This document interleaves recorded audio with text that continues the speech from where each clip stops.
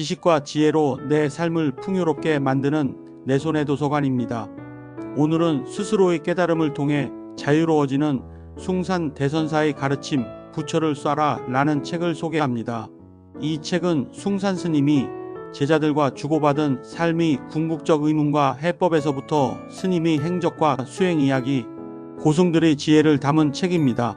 그러면 책의 주요 내용을 살펴보도록 하겠습니다. 부처를 쏴라. 미국의 캠브리지 선원에서 법문이 있은 후 한 젊은 여성이 숭산 큰 스님께 여쭈었다. 내일은 제 아들 생일인데요. 아들이 장난감 총이나 돈을 받고 싶대요. 그런데 저는 선을 공부하는 사람으로서 아들에게 생명을 해치지 않고 물질에 대해 갈망하지 않도록 가르치고 싶습니다. 그래서 아들이 원하는 선물을 사주고 싶지 않은데 어떻게 해야 할까요? 큰 스님께서 답하셨다. 간단해요. 장난감 총을 사주면 되지요. 어쨌든 아들에게 돈을 주면 나가서 장난감 총을 사오기밖에 더 하겠습니까? 실베스타 스텔론이 주연한 코브라라는 영화 아세요? 내가 아까 여기 있는 몇 사람과 함께 이 영화를 보고 왔는데 이야기 구조는 착한 사람 대 나쁜 사람 이렇게 아주 단순해요. 다른 영화는 복잡하잖아요. 그러나 이 영화에서는 두 가지만 있어요. 선함과 악함, 아주 단순한 이야기입니다. 아들이 장난감 총을 갖고 싶어 한다고 했지요. 그런데 당신은 이를 탐탁치 않게 생각해요. 그렇게만 생각할 게 아니라 어떻게 올바르게 사용할 것이냐 이 각도에서 바라봐야 합니다. 좋다 나쁘다를 만들지 말고 총이 올바른 기능을 어떻게 가르쳐야 할지를 생각하세요. 알겠습니까? 매우 중요한 포인트예요. 총이 올바른 기능을 인식할 수 있는 지혜가 총을 가지느냐 마느냐 하는 문제보다 더 중요하다는 말입니다. 총을 올바르게 사용하면 많은 이들을 도울 수 있어요. 그러나 올바르게 사용하지 못하면 당신 자신과 다른 이들, 심지어는 국가에도 해가 될 수 있어요. 총 그 자체로는 좋거나 나쁘지 않습니다. 중요한 것은 이 총이 올바른 기능이 무엇이냐 하는 것이에요. 그렇기 때문에 당신은 아들을 이런 식으로 가르쳐야 해요. 부처님이 나타나면 부처님을 쏴라. 하느님이 나타나면 하느님을 쏴라. 하나님이 나타나면 하나님을 쏴라. 스승이 나타나면 스승을 쏴라. 조사가 나타나면 조사를 쏴라. 마구니가 나타나면 마구니를 쏴라.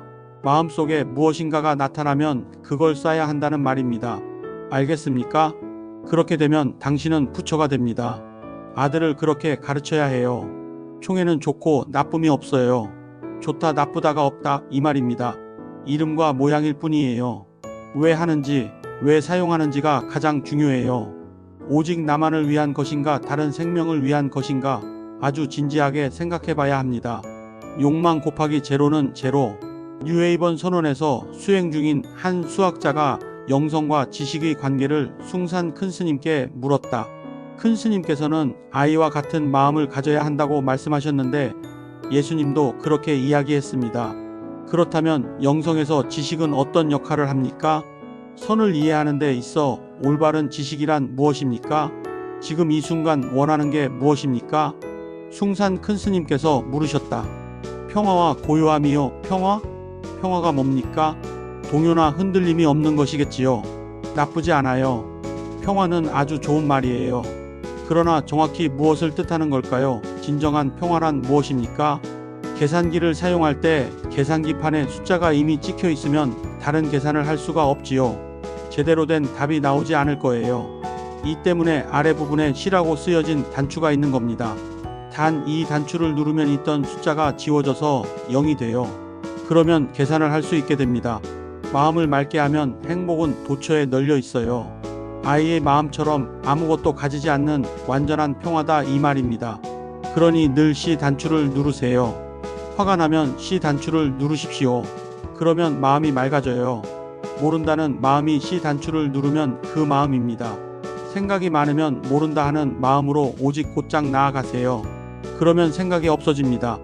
그러나 찰나찰나 이 영이 마음으로 돌아가지 않는다면 우주를 있는 그대로 볼 수 없습니다.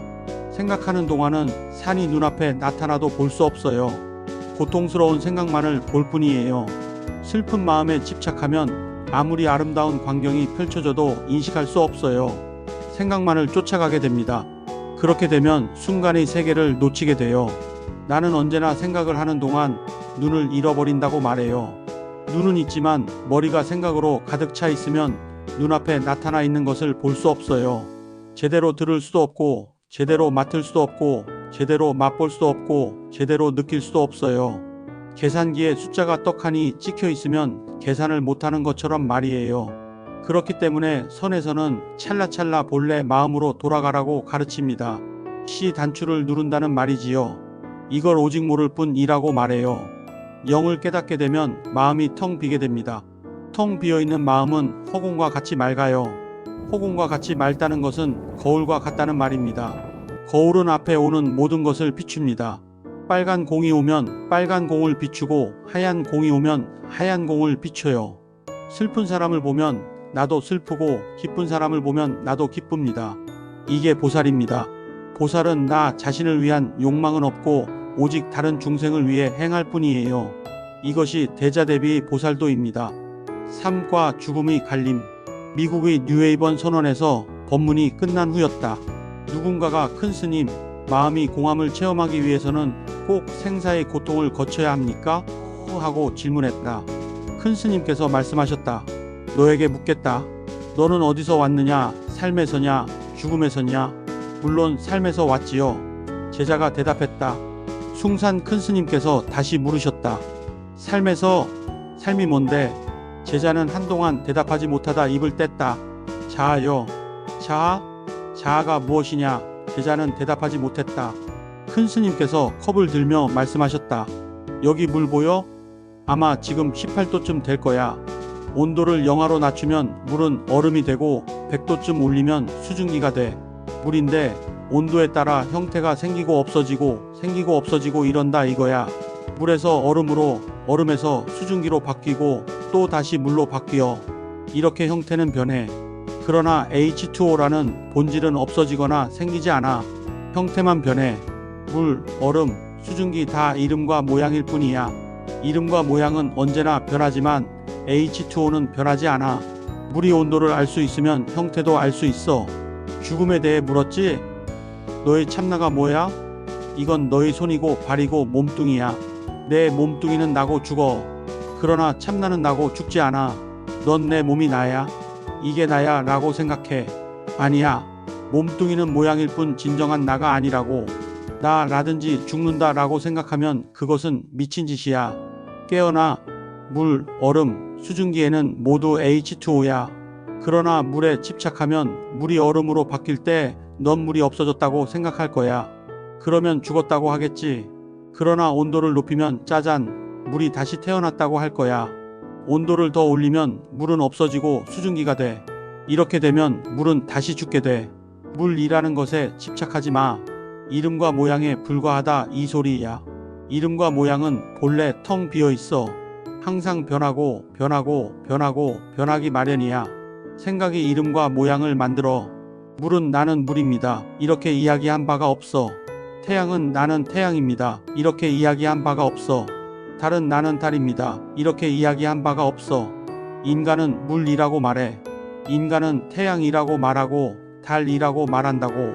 앞에서 말했다시피 이름과 모양은 공하다 이거야. 자성이 없어. 생각이 지어낸 거야. 생사도 마찬가지야.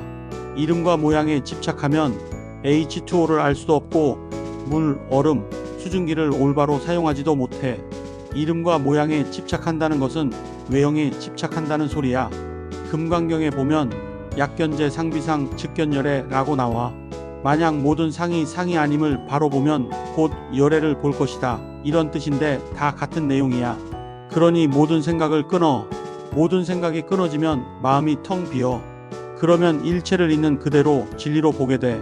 있는 그대로 보면 물의 올바른 쓰임, 얼음의 올바른 쓰임, 수증기의 올바른 쓰임을 제대로 알게 돼. 이걸 다른 말로 희룡이라고 해. 아주 쉬워. 이렇게 되면 너의 참나는 찰나 중생 구제를 위해 올바르게 살 수 있어. 그것이 바로 생사의 올바른 기능이야. 제자는 깊이 머릿속에 절하였다. 요약. 부처를 쏴라는 불교 수행자뿐만 아니라 자기 성찰과 영적 성장에 관심 있는 모든 이들에게 깊은 통찰을 제공하는 책입니다. 숭산 스님은 외부의 가르침이나 권위에 의존하지 말고 스스로의 깨달음을 통해 해탈에 이르러야 한다고 강조합니다. 깨달음을 얻기 위해서는 단순한 지식이나 이론이 아니라 실제로 수행하고 실천하는 것이 중요하다고 강조합니다. 이는 깨닫고자 원하면 그르친다, 오직 할 뿐이라는 말로 요약됩니다. 이 책은 자신의 내면을 들여다보고 진정한 자유와 해탈을 추구하는 이들에게 추천드립니다. 이번 영상을 유익하게 시청하셨다면 구독과 좋아요 부탁드립니다. 그러면 다음 시간에 뵙겠습니다. 감사합니다.